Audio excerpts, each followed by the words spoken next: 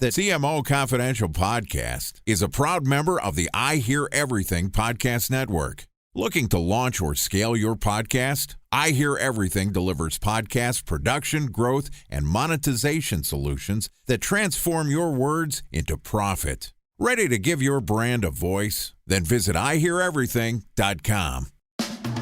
Welcome to CMO Confidential, the podcast that takes you inside the drama, decisions, and choices that go with being the head of marketing. Hosted by five-time CMO Mike Linton. Welcome, marketers, advertisers, and those who love them to Chief Marketing Officer Confidential.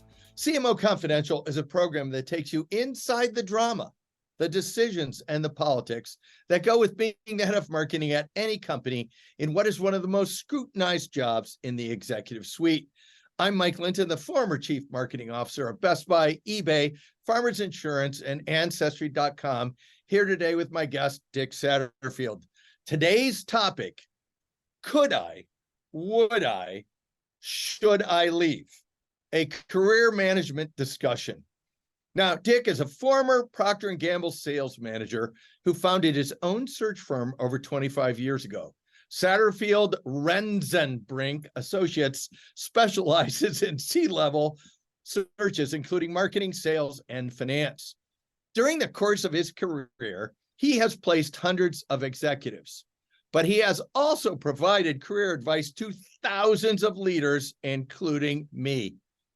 He's also a rabid Purdue basketball fan, having played there while in college. So all I have to say to that is go Duke. So welcome, Dick. Thanks, Mike. Hey, all right, Dick, first question. Give us an overview of how people should be thinking of their careers and what's the right way to think about career progression, because it's obviously not when you're halfway through or done. Give us some tips here. Well, the first question I thought you were going to ask me was, how did Duke do against Purdue in basketball last year in the Phil Knight Classic? But since you didn't ask that, yeah, since you didn't ask that, I'll answer the question. I'm going to let that go. I think I'm going to have a little bit of a theme here, and one of the themes is, are you successful and happy? And there are a lot of successful business people that aren't happy. There are a lot of happy business people that aren't successful. So if you happen to be successful and happy, you're very lucky. But what do I mean by that? So let's talk about, are you happy? Do you like the company that you work for? Do you like the people that you work with? Do you like the scope of your responsibilities? Do you feel like you have good work-life balance? Those are all things that determine whether you are happy. Are you successful? So success is different for everybody, but in general, are you achieving your goals? Are you working for the kind of company you want to work for? Are you working with the kind of people you want to work for? Is your job giving you the scope of responsibility you want? Are you getting compensated the way you want?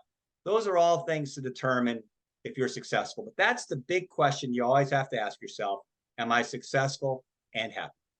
So that's a really good frame, and I really like that. But one of the things about success is it's so contextual. Like, how do you know? I mean, one of the reasons a lot of people call you is you want to know, am I progressing really well? Am I getting paid fairly? Am I getting the responsibility I need? Because there's no roadmap for a lot of these jobs. How do you get the context for successful in particular? Because happy, I think people understand. Successful, though, is harder.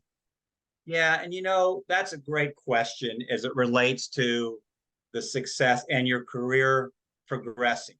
That is the number one thing that determines your viability as an outside candidate, is your career progression. So, for example, when we, or any of the people that work with me, when we look at resumes, we don't look to see what their accomplishments were. We look to see how often they were promoted, because if they were promoted, that means they had to be getting significant accomplishments. If they weren't promoted, that means they weren't getting significant accomplishments, no matter what it says on your resume. So we look very closely at career progression, which we define as promotions. Because a lot of people, and there's also a lot of companies that will promote you in place, and you're doing the same job as a associate director, and then you're director, and then you're a VP, and they give you one person. Are those real promotions or are those fake promotions? Those are real promotions. Okay. We don't see as many of those now as we used to. I know exactly what you're saying, but generally speaking, what we consider a promotion is when your scope of responsibility increases. There's just not many times now where people get a promotion that's not increasing their scope of responsibility. Got it. And so one of the things you get, people always want people management, and then they give them one person to supervise. That is, in your mind, a real promotion, or is that a fake one? That would be a quasi-fake. Quasi-fake one, because it's like, yeah, it's just an extension of you when you're managing one person. Right.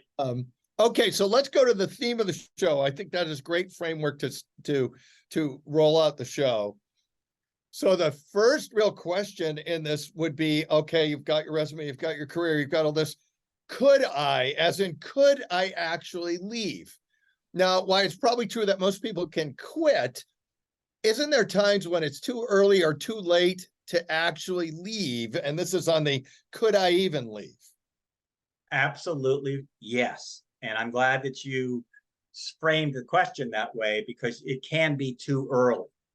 And my definition of when it's too early, if you're currently working for a good company, you're working for a pretty good boss, but most importantly, you're still really learning, it's probably too early to leave. When's it too late to leave? I think it's too late to leave when leaving would disrupt your family situation. And I primarily mean location. A lot of people say, well, I'll just commute. Well, there's three things that you must be able to have in place if you're going to have a successful commute. Number one, is it a definable time frame? If it's a definable time frame, let's just say that you have a child that's a junior or senior in high school. You're only going to have to commute for a specified time. The second thing is, are you in the same time zone? And the third thing is, do you have a direct flight? If you have all those things in place, there's a possibility that a commute can work. And certainly we know with COVID, there is confusion right now as to whether you need to be in a workplace, don't need to be in a workplace. Although what I am seeing is that there is less and less flexibility on doing things remotely. At a minimum, you have to do them in a hybrid. But if it's going to disrupt your family situation, it's probably too late. So I want to ask two little follow-ups.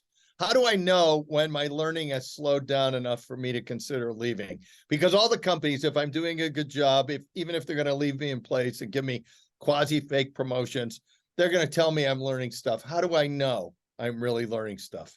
Very simply, when you're starting to do the same task day in, day out, same projects day in, day out, may have a little bit of a change. That's when your learning curve is stopped. So if I'm doing the annual plan for the fourth time, there's probably not so much learning in it for me. You're not learning much anymore. Yeah, got it. And then one other thing about too late. You said when it disrupts the family thing, but what if I stay in one job too long? Is that too late as well? Like, I've done this one job been with one company for many, many years. No, it's not, but it's going to be more and more difficult because, again, remember we talked about earlier, we're going to be looking at how rapidly your progression is. And if you've been in the same job for a number of years, then the natural tendency is, well, this person doesn't have the ability to handle broader responsibilities, or they would have been given those in the past. Yeah, and there's one other thing that I think, having been in Silicon Valley for a while, there's also, are you too inflexible to learn a new thing because you've only been experienced with one culture and one way of doing it? Mike, one of the things that I tell people when they leave, let's just say they've been with one company for 15, 20 years. And that's a time where a lot of people are thinking maybe it's time to leave. And what I see so often is they end up leaving and they just take so much time. Is this the right job? You know what? The odds are, if you've been with somebody for 15, 20 years, you're only going to be with the next company for a couple of years. So really, it's a very simple thing that you need to ask yourself. Am I more or less attractive to companies if this next job doesn't work out? Because the odds are it's not going to work out. And so don't beat yourself up by, is this the perfect next job? Because it's not. In almost all cases, it's not. But are you positioning yourself for a better next job after that? So now we're into the would I question. So you're saying I'm unhappy. There's no path forward. I hate my boss. I'm underpaid. When should I start looking and how do I go about that? And, you know, like give everybody a thing of, all right, I've decided, you know, I can leave. Would I leave? Like get people's heads around that. Okay. So the single biggest thing, there's two things that I want people to walk away from our conversation: the successful and happy thing. But the second thing, if you're going to make a move, try very hard to do it while you're employed, because you have so much more leverage. What you want to do is, ideally, you always want to go to a job, not away from your current job. And if you are currently employed, you have leverage. Let me just tell you this. Let's just say that you're in transition. It's not like I'm saying that you can't find a good opportunity if you're in transition, because you can. In fact, I would argue, like, for example, towards the end of a year, you're always better off if you're in transition, because the company thinking about hiring you doesn't have to worry about paying you for all the bonus you're leaving on the table. Right. But you have so much more leverage. Here's what happens. If you're unemployed, you're in transition, and the company says, well, you know, what's your compensation? You go, well, you know, it's 300 plus 50% target bonus plus equity. And you know what the company that's thinking about hiring you thinks? It's zero. It's not what you told them. It's zero. So it's hard to find a job while you are employed, but here are the steps. And if you do these steps, I promise you that you'll create multiple offers for yourself. Step number one is create a target list of companies from the outside looking in that you think you might have an interest in going to. And what I love about that is you control geography when you do that. Second thing that you do is you develop a list of people that know you, that are kind of movers and shakers, that know people. You then take the list of the companies that you're interested in, you show it to the people, and you say, who do you know at these companies? Because, Mike, what we always want to do is we want to get a personal introduction. Yeah. Now, most of the people that are listening to this are not checking job boards and things like that. But occasionally they'll go, well, I heard about this job and I'm going to apply. No. You need to figure out how can you network in there. And what I have seen is people, when you give them a list, it makes them so much easier to engage. We are all better editors than we are creators. And what you'll also find, if there's a really good company that they have good contacts with that's not on your list, they're still going to give you the name of that people. Yeah. So you do that. Now you get personal introductions. The third thing is you have to have a good network of search people. And contrary to popular opinion, as search professionals, we are not looking to add to our database. We're looking to add good names. And the best good names that I add are people that I've placed that recommend somebody else to me. And so what you want to do, if you're thinking about looking, is think about people, peers that you have known that have taken jobs that you yourself might have been interested in. You call the person up and you say, who placed you in that job? They give you the name. Could you introduce me to that person, to that search firm professional? You're going to get through. I promise you, they're going to take your call.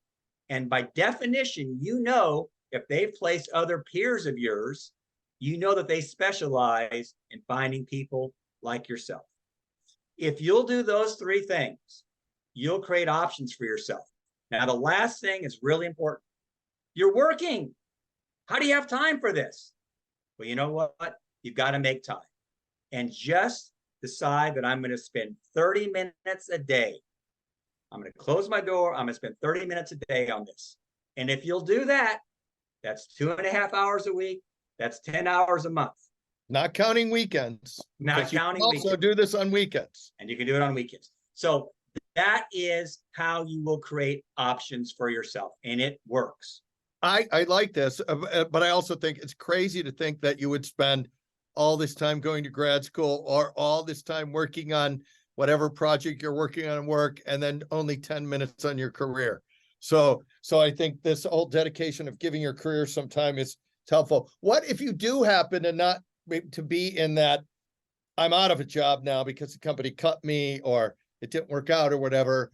I assume all the same tips still apply, but what else? Except now you have no excuse on the time. That's a good point. No excuse. And Mike, here's another thing though that I want to tell you is that when you are in transition, and it's not a bad thing, it's not. It just happens sometimes. And we can look at lots of careers of people that have been in transition. Tons of people have been on the show, including me, have all been in transition. So exactly. So it's not a bad thing. But here's something that's really important.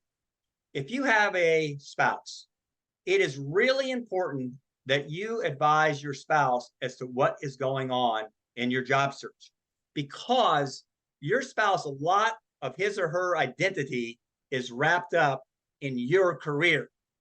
And one of the things that I see all the time is that process that I just described. It's a little bit like if you and I are playing ping pong. If I hit the ball to you, you got to hit it back. And once in a while, when you're doing a job search, you're trying to plant lots of seeds and nobody's responding back. You can't force the issue. So it's okay to go do some things that you enjoy. It's okay to play golf in an hour, because just follow the process. It'll work. But keep your spouse advised as to what is going on. Got it. All right. So now we've gotten to, could I, should I, and now it's would I. So I've gone through this process. An offer materializes. Hardly ever, or maybe sometimes, the offer is so clear that you should take it. Everything is right. Sometimes it's not as clear as you mentioned earlier, and that person after 15 years leaving the job. Should you accept it? Like, yes or no? What do you advise people to, when they get the offer, they're near the offer, how should they be thinking about it? The single biggest thing you should be thinking about, am I poised to succeed in this new role? The people that are listening to this, they know what they're good at. They know what they're not good at. Is this new job really optimizing what I am good at? That is the single biggest thing that you should do. But let me step back a little bit from that. Every time you decide that you're going to go through an interview, your attitude should be, I want the job. Nobody can make you take a job you don't want to take, but if you don't get a job offer, you can't take it. And I speak to this from personal experience. I'll never forget when I was at Procter & Gamble, and you remember this, Mike, they made you feel so guilty if you felt guilty if you would interview with anybody else. Yeah. But I go to this company and I'm halfway into it, about the morning session. By the afternoon session, I kind of get interested. And by the end of the day, I think I'm going to do this. So I called the recruiter the next day and I said, I'm in. I'm going to take this job. And the recruiter said, well, that's too bad, because so if you're going to go through this process, go through it with the intent of getting off. Yes, it's not practice and you can always turn it down, but you should give it your best shot. So one of the things that is hard sometimes, it's the job spec, and depending on who you're interfacing with in the company, makes you feel like they really want you to succeed and you think you can succeed. We've had a lot of people on the show say that the job specs are sometimes not that true. How do you know it's true? Because you're going to make this jump, and if you want it, you're every chance of succeed. What questions should you ask as you get ready to accept this job to ensure that success is what you think it is? So remember that interviewing is a two-way process. Right. The company's interviewing you, but you're learning a lot about the company. And one of the things that you learn about the company is their speed to make decisions. If your interviewing process and the whole process just lingers and lingers and lingers, then you better know that when you join the company, it's going to take them a while to make decisions. That's not a bad thing. It's just a fact. And when you are being interviewed, you have to interview the people too. And like your hiring manager, one of the questions that I would definitely ask is what's success going to look like in 3 months, 6 months, a year? What's it look like? What things do I need to get done? That's going to make you able to see whether the job specs are consistent with what needs to be done. I run a lot of questions through too of sample decisions and who controls them. Like how many voters there are on moving money, approving creative, anything like that. And if the wrong answers come up, I think success is going to be a lot harder. So I get this offer and I decide I'm going to take it. I go into my company, I take it. They counter me. They give me a counter offer. How do I think about counter offers? You never know how much they love you until you want to leave. You're leaving, yeah, but then it's usually too late. But right. So no, I've got some real. So I've heard some people on your show before, and they have lots of data. So far, I haven't given data, but I got some data here. All right, knock yourself out. 85% of people who accept counter offers are gone within a year, and it really makes sense if you think about it. When you first go in there, they probably don't want you to leave because it's going to cause disruption. So they'll make, it doesn't cost them anything, cost them a little bit, but to make you a counter offer and all this kind of stuff. But here's what you've shown them now that you're willing to leave, right? You've shown them that you're willing to look at other outside opportunities. So in reality, what they're doing, and you would do this too if you're a hiring manager, you're starting to think this person's going to leave. Right. Who am I going to get to replace this person? And you may even start an active search, or at a minimum, you're going to start looking at other capabilities. So counter offers virtually never work out for both parties. I'm where you are. You're just renting you're just renting. You're postponing a problem because the reason, and unless the real reason they were leaving was just money, which is very rare. Very, very, very rare. Yeah.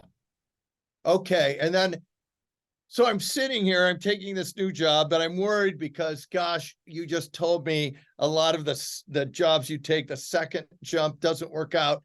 How do I think about asking for severance when I go to the new company? Is that a normal thing to ask for, or how do I even think about it? The two hardest things for candidates when they're thinking about taking another job, we're talking about vacation time and severance. It's just really hard. So the first thing that you want to try to do, if you're being placed by a recruiter, you want the recruiter to manage this process for you. And by the way, the client wants you to manage it for them too, because they don't want to be negotiating on this stuff. But severance specifically, generally speaking, there are company guidelines. But remember this, the only time you get to really negotiate severance is before you start with the company. You don't get to negotiate severance on the way out. Right. So it's really important to have clarity on that. And it's definitely okay to ask about it, but you've got to get it in writing. You absolutely have to get it right. And as a general rule, if you are being asked to sign any sort of a non-compete, there definitely should be severance on the back end.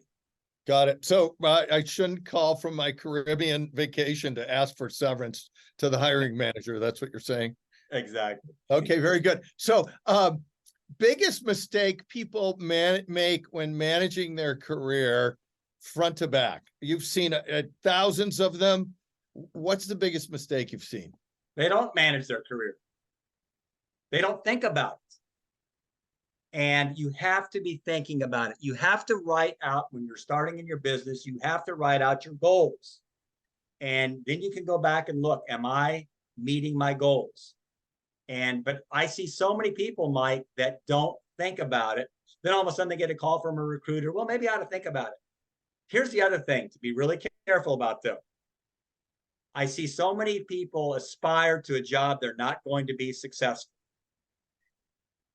all of us have limitations, and just make sure that you're not aspiring to go into a job in which one of your limitations is really going to be highlighted. So any specific advice to our marketers out there listening to the show? Yes. So this is a tough time for marketing people. I'm not going to finesse that because historically, people have viewed marketing as an investment. Today, people are viewing marketing as an expense. So what you want to make sure that you do when you are presenting yourself, it's you're talking about things that you're going to do to drive the top line or cut costs. You're not a marketing person, you're a business person who happens to be in marketing. And I really believe that strongly that you need to do that right now. Got it. Thank you. That's very consistent with a lot of our other guests. So last question is 2 parts. You can pick one or both, but you have to pick one. Funniest, at least one. Funniest story or one piece of practical advice you would give our listeners that we haven't discussed yet. Both parts are one. Yeah. And I wish I could come up with a funny story, but honestly, most of the time when I'm talking to people, it's not really funny kind of stuff, right? I mean, this is kind of life and death kind of situations. But I do think that the practical advice that I would give is stay on top, stay ahead of your career. Return every phone call that you get from a recruiter. It doesn't matter whether you're interested or not. You want to develop a good network. And so we remember the people that call us back. We remember the people that try to help us with searches that we're working on. You want to have a good relationship with recruiters. So that's some practical advice. Don't ignore recruiters until you need them. Call them when you don't need them. I think that's super good advice, and I think a great way to end the show. So thank you, Dick, and thanks everyone for listening to CMO Confidential. Look for more of our shows on Evergreen, Spotify, Apple, and YouTube, which include a content streamer's view of media and the marketplace. An experienced CMO and board member with technology chops talks about marketing. A 360-degree look at the CMO interview. And are you the strategist you really think you are? Hey, all you marketers, stay safe out there. This is Mike Linton at CMO Confidential, signing off.